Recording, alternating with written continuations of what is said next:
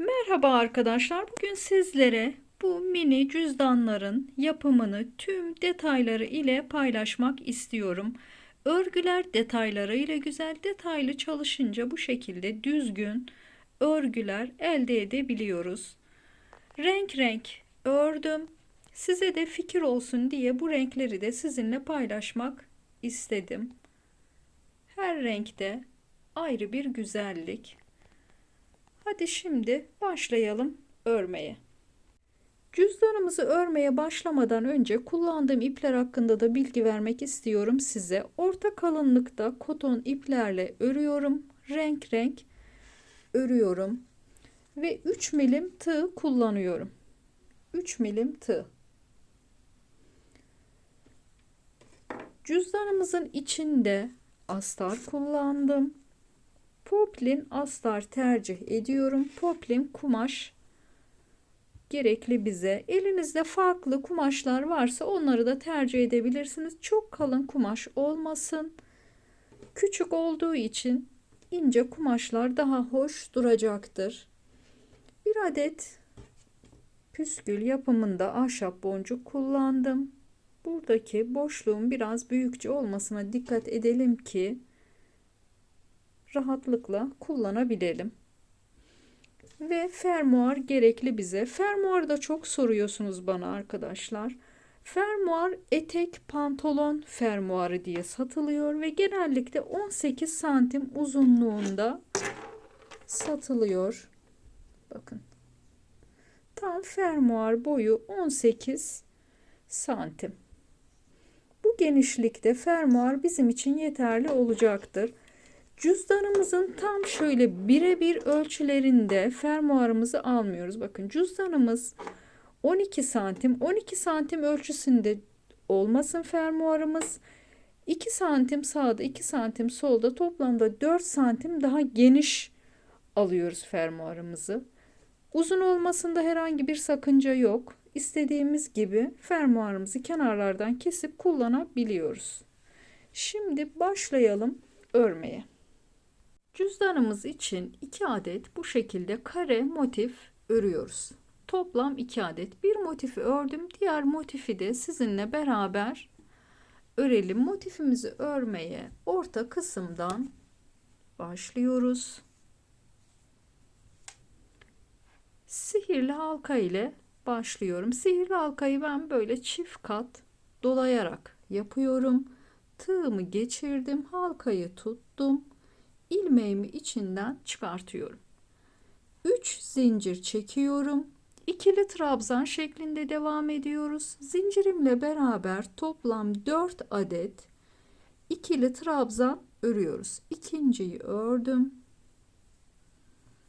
3 ve 4. Arada 2 zincir ve tekrar ikili trabzan örüyoruz. 4 adet. 1 2 3 ve 4. Arada 2 zincir. Bu dörtlü gruplarımız 4 adet olacak. 1 2 3 ve 4. Tekrar 2 zincir. 1 2 3 ve 4. Arada 2 zincir çekip şimdi orta kısmını sıkılaştırıyorum. Başlangıç ipimden tutup hafifçe çekiyorum. İpim çift kattı. Kısalan katı bu şekilde tutuyorum ve sağ tarafa doğru çekiyorum. Sağ tarafa. Burada bir ilmek oluştu. Tekrar başlangıç ipimden tutup ilmeğimi içeriye alıyorum. Ve ilk trabzanımın tepesine batıyorum. Zincire batmıyorum. İlk trabzanın tepesine batıp tek seferde çıkıp ipimi kesiyorum. Biraz uzunca keselim. İplerimizi gizlemek önemli.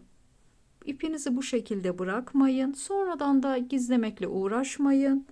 Şu başak gibi görünen kısımların arka taraflarına ipimi dolayarak gizliyorum ve zincir olan yere kadar geliyorum. Buraya geldim, ilmeğimi çıkarttım, ipimi içinden geçirip burada ipimi kilitledim. Yine yandaki zincirden de ipimi geçirdim. Bakın, ipim burada kalmış oldu. Bu benim başlangıç ipimde. Bunu da burada bırakmıyorum. Bir üst sıraya çıkartıyorum. Burada yine ipimi kilitliyorum. Bu kısımları niye detaylı gösteriyorum? Çünkü en önemli kısımlardan birisi bence bu. İplerimizi düzgün şekilde gizlemeliyiz ki temiz örgüler, temiz iş çıkartalım. Sonrasında sökülme olmasın, iplerimiz buralardan gözükmesin. Bakın, ördüğüm motifin önü, arkası aynı. Titizlik önemli. Siparişlerinizde bu titizliğe önem verirseniz siparişleriniz devamlı olacaktır. Temiz çalışalım. Şimdi ikinci rengime geçiyorum. Bu motifimizi bir ön yüzünden örüyoruz. Burası başladığım yer, bir arka yüzünden. Şimdi arka kısmını çeviriyorum. Şu 2 zincir çektiğim kısımdan ilmeğimi çıkartıyorum. Kısa ipimi sabit duran ipimin etrafında çevirip tekrar 2 zincir çekiyorum. Bu işlemi hem ipimi gizlemek için, hem sağlamlaştırmak için, hem de şurada daha düzgün bir görüntü elde etmek için yapıyorum. Tığımın üzerine doladım. Yine 4 adet zincirimle beraber ikili trabzanımı örüyorum. 4 adet 2 zincir çektim. Tekrar aynı yere, bu ipimiz ortada kalıyor. 1 2 3 ve 4. Sonrasında arada bir zincir, diğer 2 zincir çektiğim boşluğa yine aynı işlemi yapıyorum. 2 3 ve 4. 2 zincir çekiyorum. 1 2 3 ve 4. Arada bir zincir. Aynı şekilde devam edelim. Toplam 4 köşemiz olacak. Sıra sonuna gelelim. Evet, bir zincirimi çektim. Sırayı tamamlıyorum. Yine ilk trabzanımın tepesine batıyorum. Tek seferde çıkıyorum. İpimi kesiyorum. Hemen ipimi gizliyorum. Ve yeni rengimize sonrasında geçiyoruz. Evet, yeni rengime geçeyim. Turuncu renk ile devam etmek istiyorum. Ne demiştik? Bir önden ördük, bir arkadan. Bakın, burayı önden örmüştük. Şimdi örgümün arkasını çeviriyorum. 2 zincir çektiğim boşluktan ilmeğimi çıkarttım. 2 zincir çektim. Tekrar 4 adet zincirimle beraber ikili trabzanımı örüyorum. 2 zincir, tekrar 1 2 3 ve 4. Arada bir zincir çekiyorum. Bir alt sırada bir zincir çektiğim boşluğa 4 adet ikili trabzan örüyorum. 3 ve 4. Arada bir zincir. Tekrar burada köşemizi oluşturuyoruz. 1 2 3 4 2 zincir 1 2 3 4 bir zincir, tekrar aynı işlemi yapıyoruz. Devam edelim. Başlangıca gelelim. Bir zincirimi çektim. Bakın sırayı tamamlıyorum. Yine ilk trabzanımın tepesine batıyorum. Tek seferde çıkıp ipimi kesiyorum. Evet, sonrasında aynı şekilde devam ediyoruz. Köşelerde yine ikili grubumuzu örüyoruz. Bir zincir çektiğimiz yerlerde de 4 adet ikili trabzan örmeye devam ediyoruz. Motifimiz 1 2 3 4 5 6 sıradan oluşuyor toplam. Bakın 6 sıra. Daha büyük örmek isterseniz motifinizi daha büyük örebilirsiniz. Aynı şekilde farklı renklerde ya da aynı renkle devam edebilirsiniz. Ben bu şekilde tercih ediyorum. Toplam 6 sıra örelim. Önlü arkalı örmeye dikkat edelim.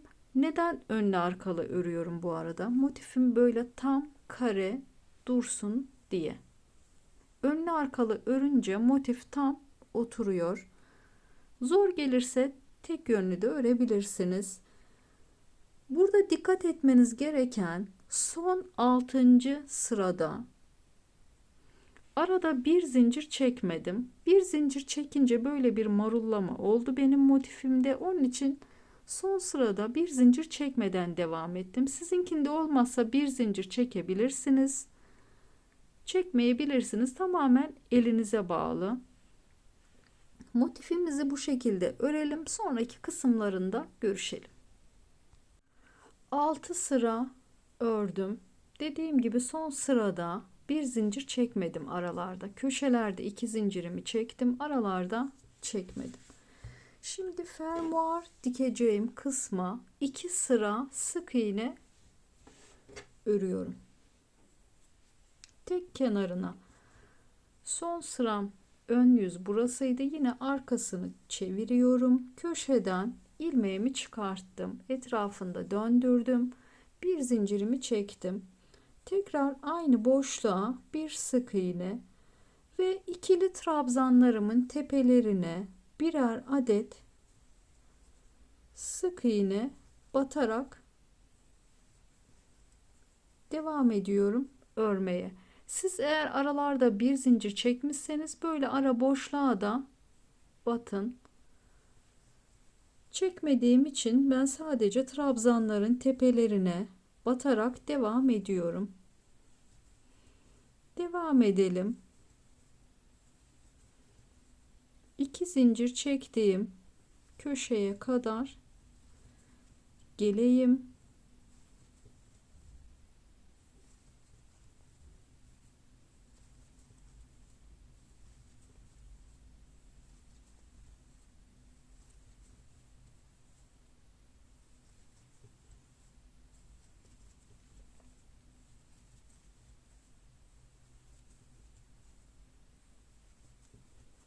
Evet, bu boşluğa da 2 adet ipimi kesiyorum.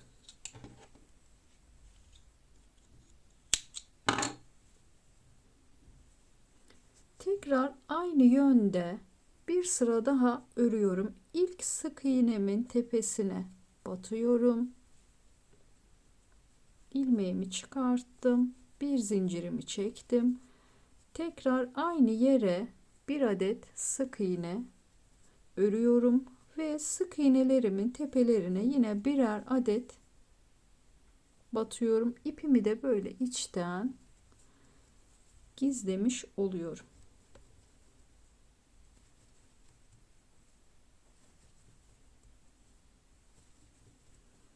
Devam edelim. Sonuna kadar ilerleyelim.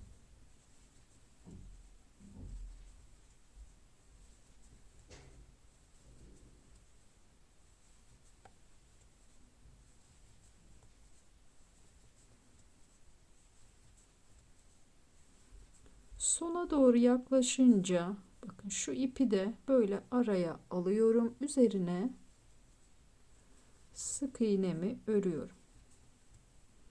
Böylelikle ipimi de gizlemiş oldum. İpimizi keselim.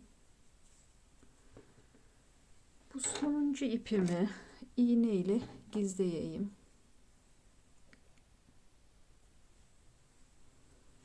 Arkasını çeviriyorum.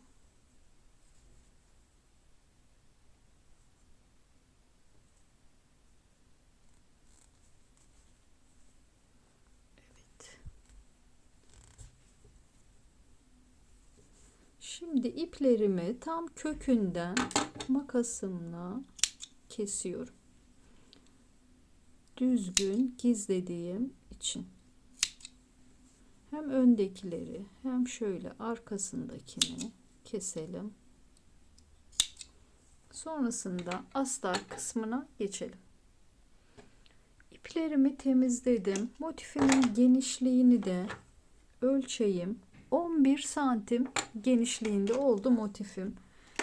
Şimdi sıra geldi astarını ölçüp kesmeye. Bu arada cüzdanımın kenarlarını eklemeden önce astar dikimini yapıyorum. Kenarlarını eklemeden önce açık halde dikme işlemini gerçekleştiriyorum. Çok çok kolay dikiliyor. Şimdi astarım da yine cüzdanımın motifleri gibi iki parça. Bakın, iki parçadan oluşuyor. Ölçülerini size göstereyim. Öncelikle motifimin ölçüsü bakın 11 santim genişliği, 12 santim uzunluğu. Astarında birer santim dikiş payı veriyoruz eninde, yani 14 santim genişliğinde olacak astarımın eni. Boyu ise yine 2 santim dikiş payı veriyorum ve şuradaki katlama payı. Burası da 14 santim olacak şekilde kesiyoruz. Dikime geçmeden önce motifimi ve astarımı ütülüyorum. Ütümü prize taktım. Motifimi koton iplerle ördüğüm için direkt bu şekilde ütülememi yapıyorum. Bu arada ütümün ayarını da yün ayarına getirdim. Düşük ısıda ütülüyorum. Şöyle ütülüyorum. Elimle de bu şekilde düzenliyorum. Bakın böyle. Sonrasında yine astarımızı da ütülüyorum. Şöyle 1 santim genişliğinde içe kıvırıp bu kısmı da içe katlayıp ütülüyorum. Fermuarımı dikerken bana kolaylık sağlıyor. Ütülemeyi yaptık. Şimdi diğer kısma geçelim. Evet, cüzdanımızın bu arada ön yüzü neresi? Şu sık iğneyi önden ördüğümüz kısım son 2 sıra belirliyor. Burası cüzdanımın ön yüzü olacak. Bakın burası arka yüzü, şurası ön yüzü. Çok fark etmiyor. Buna da takılmayabilirsiniz. Bakın arkası da aynı, önü de aynı. Şimdi fermuarını astarını dikmeden önce sıralamasını da size göstermek istiyorum. Astarı en alta koyuyorum. Üzerine fermuarımı şu şekilde koyuyorum. Üzerine örgümü koyuyorum. Şöyle alt kısma gelecek. Diğer kısmı da yine aynı şekilde fermuar ortada. Diğer parça bu şekilde. Dikiş makinesinde de dikebilirsiniz, elinizde de dikebilirsiniz. Düz dikiş ile. Burada dikkat etmeniz gereken, elinizde dikecekseniz ve temiz dikiş görmek istiyorsanız, bakın şu son sırayı turuncuyla ördüm. Turuncu renkte astar tercih edin ki buradaki dikişiniz hem üstte hem altta gözükeceği için turuncuyu tercih ederseniz üstte de altta da gözükmez. Ben şimdi makinede dikeceğim için üst ipliğimi turuncu, alt ipliğimi bej renkte tercih edeceğim ki burada dikiş rengim gözükmesin. Evet, o detayı da size paylaştım. Şimdi dikmeden önce de elimde muhakkak teyelleme yapıyorum. Elimde dikiyorum, sonrasında dikiş makinesinde dikiyorum. Elimde teyelleme yapayım, sonraki kısma geçelim. Evet, dikmeden önce elimde teyellemesini yaptım. Bakın, geçici olarak tutturuyorum. Bu işlemi muhakkak yapalım ki dikerken kayma olmasın. Düzgün dikelim. Bu arada bu işlemi yaparken de şuraların eşit gelmesine dikkat edelim. Olabildiğince eşit gelsin. Bu fazla paylara gözünüz takılmasın. Buraları sonrasında dikerken keseceğim. Merak etmeyin. Adım adım size göstereceğim. Şimdi dikiş makinesinde dikeceğim. Dikerken şu en başa kadar gelmiyorum. Şurada 2 adet sık iğne, 1 adet sık iğne mi pardon, kenarlarda birer adet sık iğne boşluk veriyorum. Sonrasını dikiş makinemde dikiyorum. Burası en önemli detay. Burayı dikelim.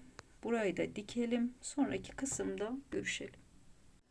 Makinede dikişimi diktim. Bakın. Şu kenarları boş bıraktım. Şimdi fermuarımızı şöyle açalım. Şuradan bir mandal ile tutturdum. Ve dikmeden önce bakın şu örgümün şu kısmına cetvelimi düz bir şey koyuyorum. Böyle bir kalemle çiziyorum. Alttan da yine aynı şekilde.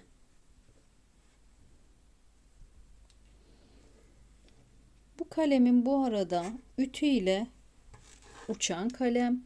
Yani ütüleme yapınca, ısı uygulayınca kalemin izi yok oluyor. Şöyle çizdim. Şurayı biraz daha içten alayım. Evet. Şimdi dikiş makinemde şuradan itibaren dikeceğim. Üç kenarını da dikeyim. Sonraki kısımda görüşelim. Evet, dikişimi diktim. Şimdi bu kalem lekelerini ütüleme yapıp yok edeceğim.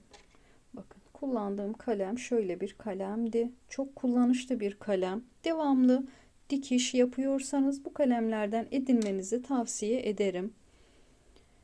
Şimdi şu fazlalık payını da makasla kesiyorum. Kenarını sökülme yapmaması için sonrasında da overlock geçeceğim. Şimdi şu fazla payını tam dikişimden de değil, biraz altından şöyle kesiyorum. Eğer kenarını geçecek overlock makineniz yoksa hiç önemli değil. O işlemi yapmak zorunda değilsiniz. Şu katladığım kısmı da overlock geçmiştim. Şuralarını sökülmemesi için. Bakın, buralar böyle kolay sökülmez ama ben temiz çalışmayı seviyorum. O nedenle muhakkak overlock geçiyorum. Şimdi burayı da keseyim. Şimdi overlock geçip geleyim. Evet, kenarlarının dikişini de yaptım. Şimdi fazla gelen fermuarı makasımla kesiyorum. Şurada 2 santim dikiş payı bırakıyorum. 2 santim. Şuradan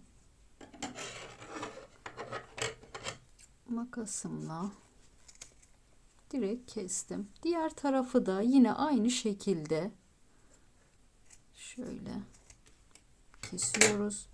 Fermuarımın şuralarını sökülme yapmaması için çakmakla şöyle hafifçe yakıyorum.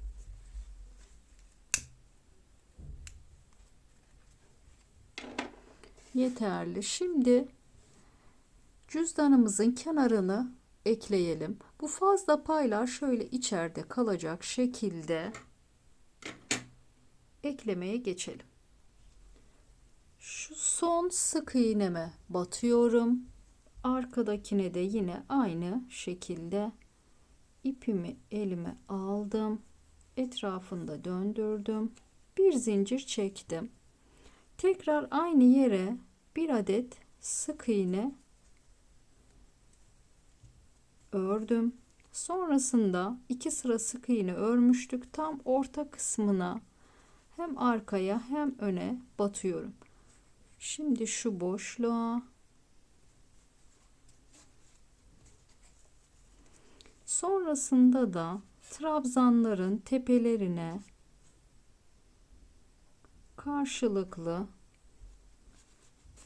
batarak eklememizi yapıyoruz.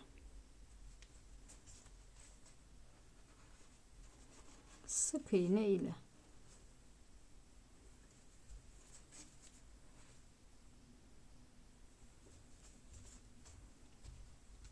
Böyle.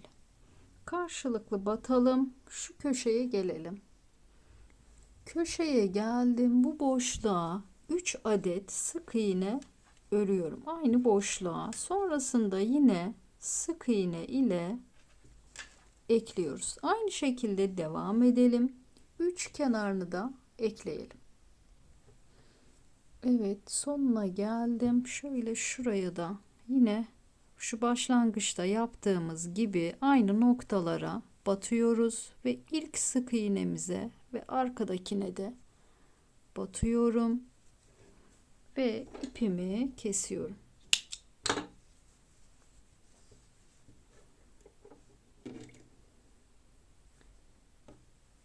Hemen iğneme geçirip şöyle arkasından gizleyeyim.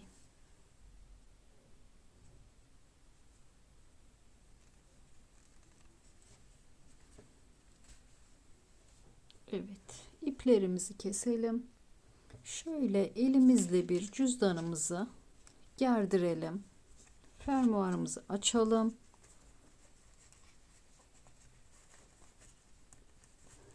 Ve astarımızı içine tam yerleştirelim.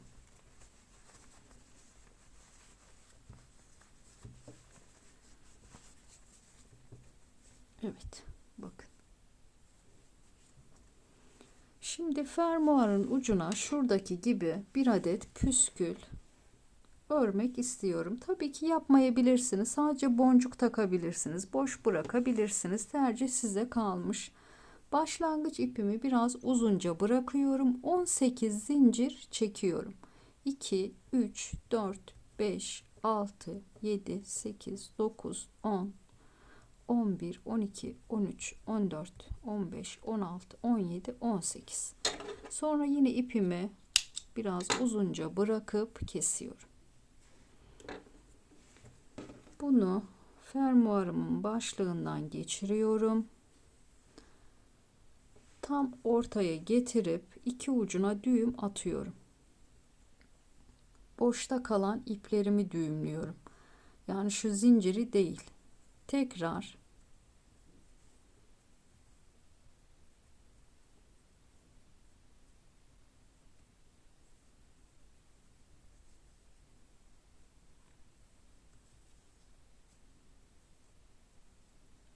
iyice çekelim. Şimdi buraya bir adet boncuk takmak istiyorum.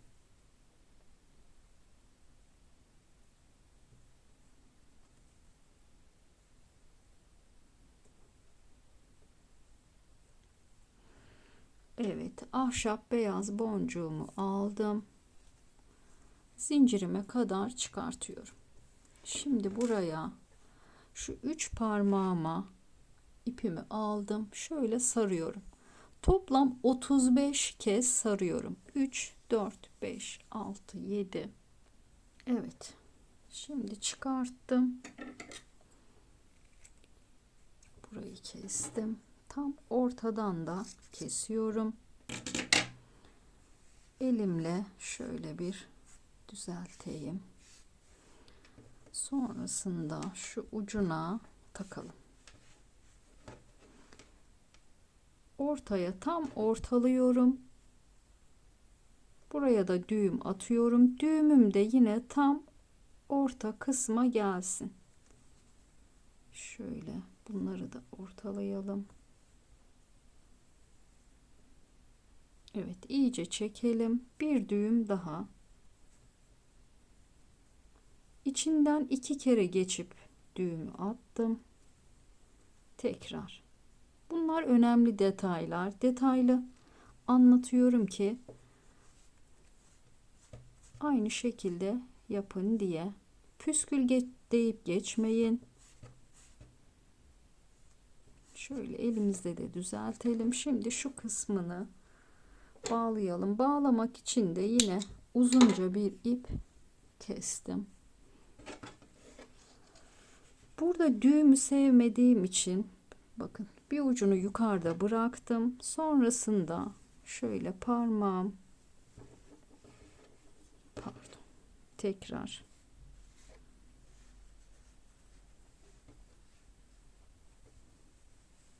şöyle etrafına ipimizi saralım. Sıkı şekilde.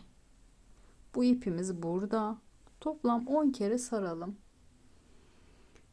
Şimdi şu ipimin içinden sonuncu ipimi geçirdim. Bu başlangıç ipim de yukarıda olan, buradan iyice çekip ipimi içeriye aldım. Sonrasında bu ipimi de şöyle içten iğnemi geçirip gizliyorum. Direkt buraya sarıp düğüm de yapabilirsiniz. Tabii ki tercih meselesi. Evet. Şimdi ucunu da düzeltelim.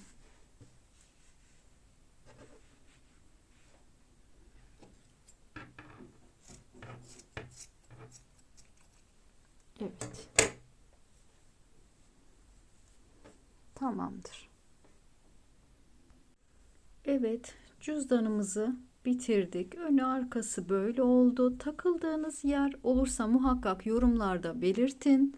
Farklı bir videoda görüşmek üzere. Sağlıcakla ve sevgiyle kalın. Hoşça kalın.